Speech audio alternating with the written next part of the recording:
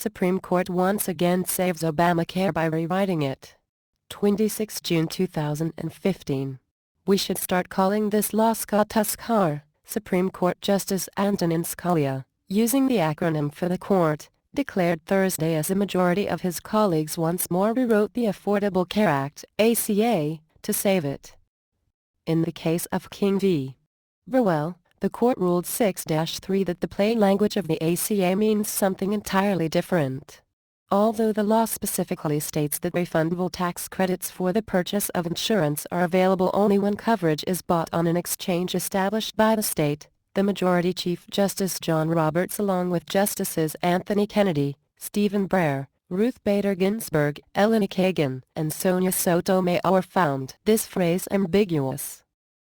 If the statutory language is plain, we must enforce it according to its terms, Roberts wrote for the majority. Indeed, he observed, petitioners' arguments about the plain meaning are strong. But Roberts, who also helped rescue Obamacare in 2012 by recasting its penalties as taxes and changing the terms of its Medicaid expansion, found that the context and structure of the act compel us to depart from what would otherwise be the most natural reading of the pertinent statutory phrase. The phrase "an exchange established by the state" may be limited in its reach to state exchanges, Roberts argued. But it is also possible that the phrase refers to all exchanges, both state and federal, at least for purposes of tax credits. In truth, the language of the law is unambiguous. It quite clearly states that the tax credits which, by virtue of being refundable, are actually subsidies are available only on state exchanges, and with good reason.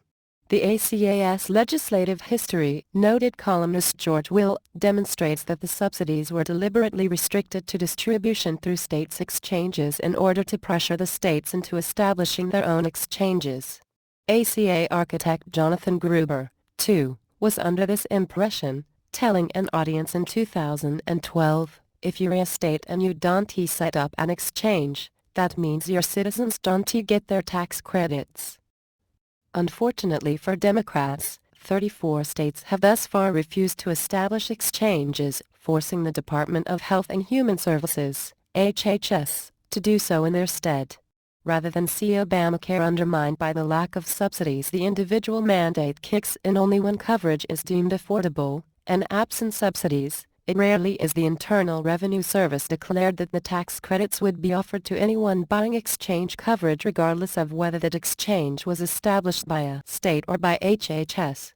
4 Virginians took the Obama administration to court over the regulation, and that is the case that wound up before the Supreme Court as king. Roberts and his cohorts also apparently believe it is their job to modify the law, or at least ratify the Obama administration's modifications, in order to preserve the ACA. Their opinion goes into great detail about the reasons for including the tax credits and the supposedly calamitous consequences of enforcing the law as written, namely that the exchanges would collapse into a death spiral once so many people were exempted from the individual mandate and only those in immediate need of insurance actually bought it. Congress passed the Affordable Care Act to improve health insurance markets, not to destroy them, Roberts wrote. If at all possible, we must interpret the act in a way that is consistent with the former and avoids the latter. In other words, blogged Reason S. Peter Suderman, there would have been policy implications to a ruling for the plaintiffs. That is almost certainly true, but it is not an excuse to rewrite the clear language of the law. Simply ruling that the law means what it says, after all, would not necessarily have put an end to Obamacare. Congress could have reinstated the subsidies or come up with other ways it, mistakenly, thought the law could be made to work. And, yes, it might have repealed the ACA. The Supreme Court, however, decided not to take any chances on democracy, so it effectively changed the statute, observed David French of National Review.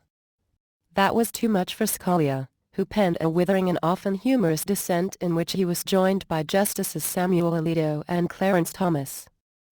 Words no longer have meaning if an exchange that is not established by a state is established by the state, Scalia remarked. But normal rules of interpretation seem always to yield to the overriding principle of the present court: the Affordable Care Act must be saved. Scalia referred to the Court's assertion that established by the state means established by the state or the federal government as quite absurd, adding that the Court's 21 pages of explanation make it no less so. He called various portions of the Court's reasoning feeble, interpretive jiggery-pokery, a defense of the indefensible, a dismal failure, and somersaults of statutory interpretation. Scalia agreed that the phrase needed to be read in the context of the entire law. Let us not forget, however, why context matters. It is a tool for understanding the terms of the law, not an excuse for rewriting them. He also pointed out that the majority ignored context where it did not help them reach their seemingly foregone conclusion. Scalia summarized the majority opinion thus: the Court's interpretation clashes with the statutory definition, renders words inoperative in at least 7 separate provisions of the Act, overlooks the contrast between provisions that say exchange and those that say exchange established by the state, gives the same phrase one meaning for purposes of tax credits but an entirely different meaning for other purposes, and contradicts the ordinary meaning of the words Congress used. Today's opinion changes the usual rules of statutory interpretation for the sake of the Affordable Care Act. That, alas, is not a novelty, Scalia wrote. The 2 cases in which the Court has upheld Obamacare in the face of plain English, he maintained, will publish forever the discouraging truth that the Supreme Court of the United States favors some laws over others and is prepared to do whatever it takes to uphold and assist its favorites. Of course, not everyone was upset with the Court's decision. President Barack Obama, for one, praised it, saying, after multiple challenges to this law before the Supreme Court, the Affordable Care Act is here to stay. Republicans, meanwhile, vowed to continue fighting to overturn or at least modify the law, though, as the Washington Post reported, party leaders were privately breathing a sigh of relief because now they won't have to come up with a solution to lost subsidies. Still, the ruling is likely to increase the pressure on GOP candidates to come up with Obamacare alternatives should the party retake the White House next year.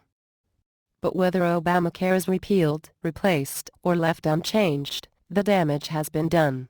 The Court's decision not to interpret the law as written but to change it to make it work, well lamented, facilitates what has been for a century progressivism's central objective, the overthrow of the Constitution's architecture, turning the 3 branches of government from checks on each other to partners in crime.